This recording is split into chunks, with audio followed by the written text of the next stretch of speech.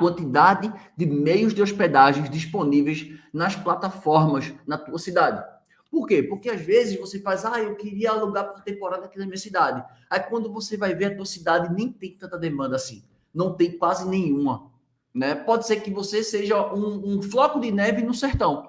E às vezes você não vai prosperar por conta disso, entende? Então, por exemplo, sei lá, pegar uma cidade extremamente desconhecida, que não tem turismo, que não tem negócio, assim, uma cidade pacata, muito pacata, pode ser que não vire. Pode ser, mas como é que eu vou saber se vai dar certo ou não? Se o imóvel já for seu, tenta. Mas se o imóvel não for seu, eu não sei se eu arriscaria fazer uma sublocação ou comprar um imóvel numa região como essa. Mas se for sua, você tenta. Por quê? Porque você tem que ver em relação ao número de concorrentes que tem no local. Porque se tem muitos concorrentes, é sinônimo de que as pessoas se interessam pelaquela região. Então, como é que eu faço isso, Lagreca? Entra na plataforma do Booking, entra na plataforma do Airbnb, coloca o nome da cidade e não coloque data. Porque aí vai aparecer todo mundo que está cadastrado na plataforma. Se forem muitas propriedades, é porque vale a pena. É sinônimo de que é positivo. Se tiverem poucas, aí você já olha com uma certa desconfiança. Porque vai dizer, putz, se tem poucos, pode ser uma oportunidade, como pode também ser algo que não seja tão vantajoso. Mas aí vale a pena você observar, né? Olhar outros parâmetros, como eu falei agora. Se for seu, não custa tentar. Mas se não for, né? Você tem que comprar ou sublocar, pode ser que você esteja correndo um risco desnecessário. Outro ponto também agora, para a gente encerrar a live, né? Como eu falei, uma live curta, né? Para a gente fazer uma live rápida, em relação à decisão de você comprar, tá? Se você resolve comprar um imóvel, é muito importante que você observe um ponto. Se eu hoje fosse comprar um imóvel para locação de temporada, eu só compraria um imóvel no máximo, até 50 metros quadrados. Não mais do que isso. Não mais do que isso. Por que, Lagreca, 50 metros quadrados? Preste atenção que não é porque o imóvel é maior, não é porque o apartamento tem 2, 3, 4 quartos, que você vai conseguir alugar ele muito mais caro do que se ele for simplesmente um kitnet, digamos assim, ou que se ele for simplesmente um estúdio.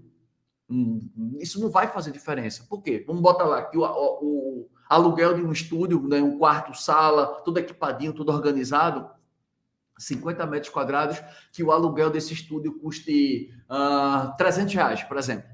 Se você tiver um apartamento que tiver 2 quartos, o aluguel não vai ser 600. Não vai. Não é nessa proporção por quarto que vai dobrando. Mas o meu imóvel tem 3 apartamentos, tem 3 quartos. Ele não vai ficar tipo de 300, agora tem 3 quartos, tá? Então peraí, multiplica 300 por 3, então dá para eu cobrar aí facilmente R$900. Não dá. Não é assim que a conta funciona. Esse é o primeiro ponto que você tem que entender. Segundo ponto, imóveis maiores, eles são mais difíceis de ter rotatividade. São mais difíceis, são mais trabalhosos para limpar. Eles são mais trabalhosos. Então, assim, o meu conselho, né, se eu tivesse um apartamento grande hoje, eu venderia e transformava em 3 menores. Né? Por exemplo, eu tenho um apartamento que custa 600 mil. Eu preferia vender ele e comprar 3 de 200 do que ter um grande de 600. Por quê? Porque a rentabilidade é muito menor. A rentabilidade hoje, em termos de aluguel, não chega nem a 1%. Não chega nem a 1%. É 0,6, 0,5. É o máximo que ele dá no aluguel mensal. Se você for fazer isso na temporada, não dá uma rentabilidade boa. E aí, como eu te falei, não é fácil alugar um apartamento grande para muitas pessoas. Não é fácil você alugar um apartamento para 6, 7, 8 pessoas. Não é fácil, até porque com o advento da pandemia, o público mudou completamente. Então, é muito casal e família, né? Um casal com uma criança ou 2 crianças no máximo, ou seja, de 2 a 4 pessoas. Aquela história de alugar um apartamento para 6, 7, 8, 10 pessoas, isso não agrega. Pelo contrário, isso só dificulta a tua vida, porque você vai ficar com apego de ter que alugar um apartamento grande para 2 pessoas, e aí aquela diária não vai te valer a pena, e aí você vai gastar muito mais, porque para limpar um apartamento desse, a faxina é muito mais cara, e aí você vai ficar com o apartamento enganchado. Essa é a verdade.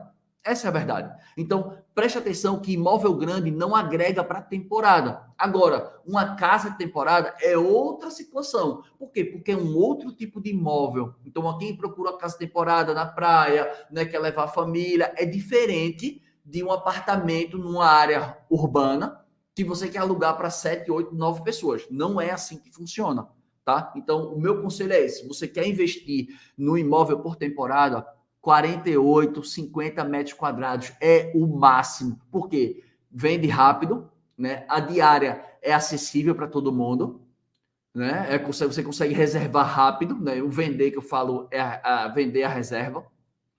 É acessível para a grande maioria da população, você vai ter uma demanda maior potencial para o seu negócio, além do que a limpeza é muito mais rápida e mais barata de ser executada, tá? Esse é um ponto. E aí, como eu falei,